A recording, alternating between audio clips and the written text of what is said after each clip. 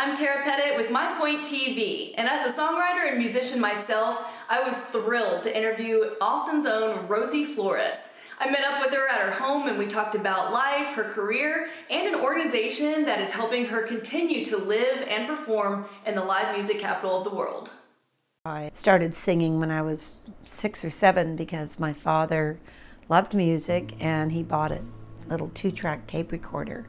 And so for fun, he would pull out the tape recorder, and my brother was a year and a half older than me, and we just both loved to sing, and then my dad would sing, and so he would record us, and I have those recordings still to this day.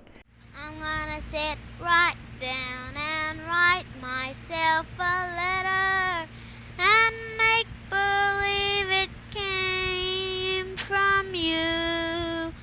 That kind of got me started.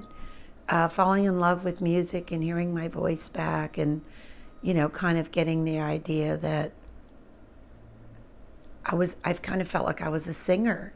And the 71-year-old, yes, you heard correctly, 71, never stopped singing. 1, 2, buckle my shoes.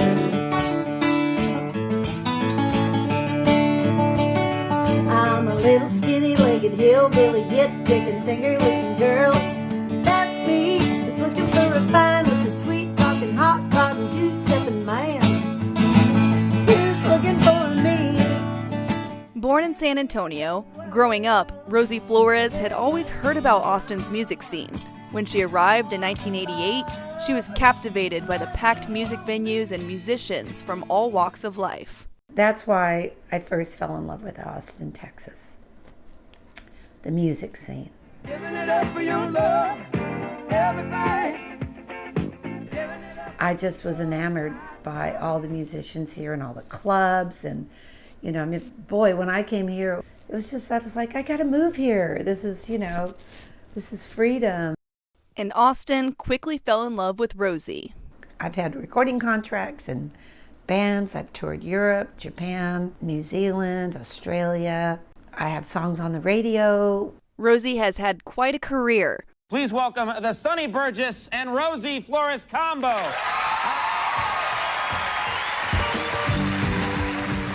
Playing with Grammy winner David Holt and chart toppers Junior Brown and Terry McBride, she even toured with Asleep at the Wheel as a member of the band back in '97. At the very top is my Peabody Award. Even with all her accolades, it hasn't been an easy ride for Rosie. I never really got to that level of financial success. Unfortunately, the older you get, you tend to become a little more invisible. As you get older, you sort of get overlooked, and it's the young ones that get all the gigs that are, the festivals and, the big lineups and stuff like that. And it's like, how can I be cool and older at the same time so I can get more festival work, because that's really where the money is.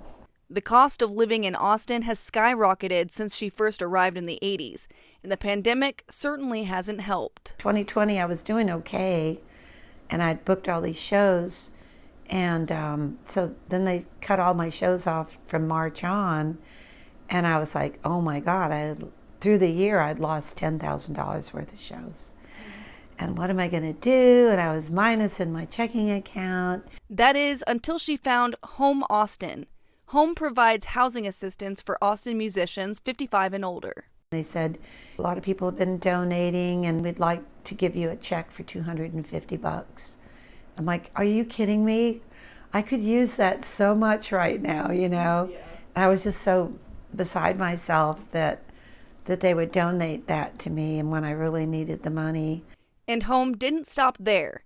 The organization agreed to help Rosie pay her rent for the next 3 months. Right before the 3rd month happened, they sent me a letter saying, we're doing really good with donations. A lot of people have been donating. We're going to be able to help you out for till the end of the year.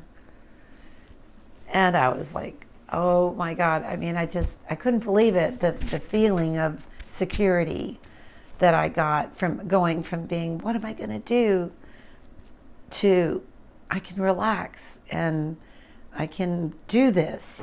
It just saved me. It's exactly what Rosie needed to keep the lights on while doing what she does best. I'm still recording. I have a new band, and and I don't feel like I'm slowing down. I just need more of the opportunities, you know. So I think that's really why it's so important that home can jump in there and help, because they know. They know that, you know. If dreams come true, well, then I'd start dreaming till I find me a bebopping, hugging, loving man who's looking for a skinny-legged hillbilly, hit-picking, finger-licking girl like me.